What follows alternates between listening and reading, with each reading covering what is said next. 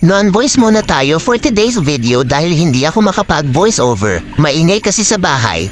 Ang daming tumatahol na aso. Anyway, eto na nga mga mare, long biyahe tayo ngayon from Tanzana Botas to Las Piñas at sa 7 taong di ako nakauwi ay ang laki ng pagbabago dito sa EDSA. May sarili ng lane sa EDSA ang mga bus at carousel na ang tawag sa kanila. Wala na din mga ordinary buses at hindi na din traffic. May mga designated stations na din kung saan lang pwedeng magsakay at magbaba ng mga pasahero. Hindi katulad few years back na walang sistema ang mga public transportation at mga pasahero. By the way, as I've said, biyaheng Tanzana Botas to Las Piñas ito. Papunta kasi kami sa bahay ng kaibigan ko para dalhin sa mga anak niya ang mga damit na pinakisuyo niya sa akin na iuwi ng Pinas.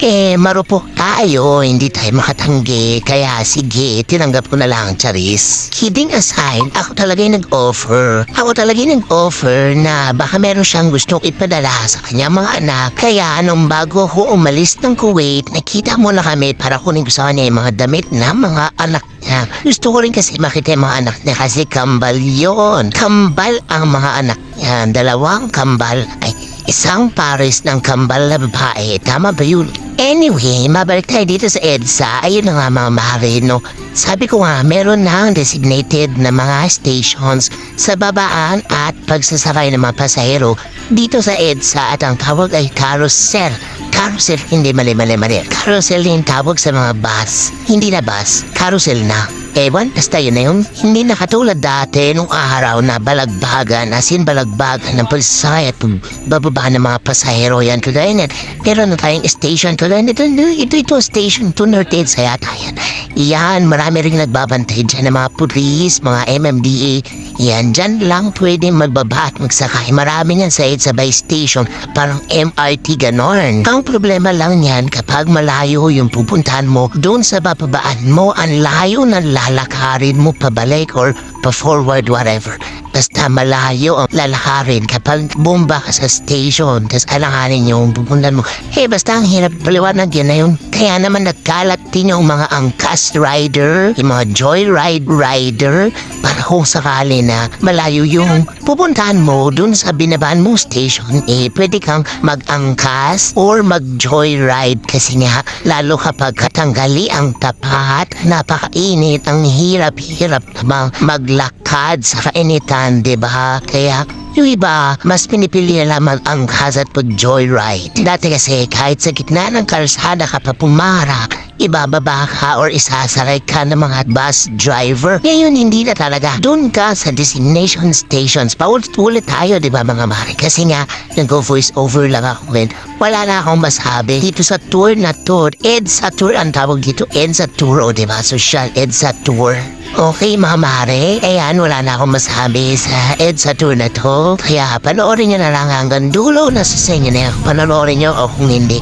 Okay lang din. Walang problema. Hindi naman ako sikat. Sino naman ako, diba? So, yan na nga. Nandito ba natin sa EDSA? Sa haba ng EDSA. Hanggang sa dulo na wala hanggang na EDSA. See you on our next video. Hanggang 8 minutes pa tong video na to at wala na akong masabi. Kaya, bye-bye. Sige na. Panoorin nyo na lang hanggang huli. Inshallah. Inshallah. Arabic, sorry. Sana na lang. Okay, sana mapanood nyo hanggang last. Bye-bye. Bye-bye. Mom. Chup, love.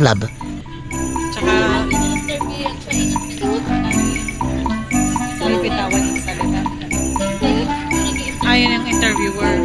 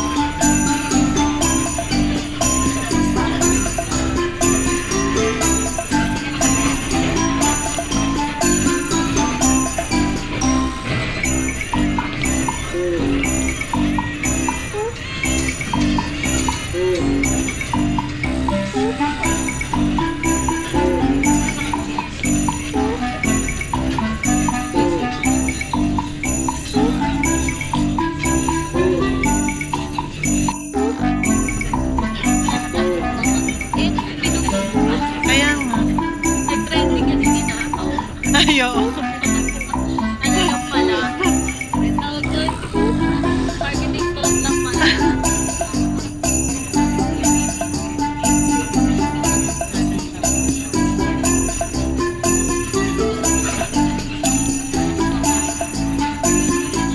Sabi nila ang mall of Asia ay ang mall ng mga Asia.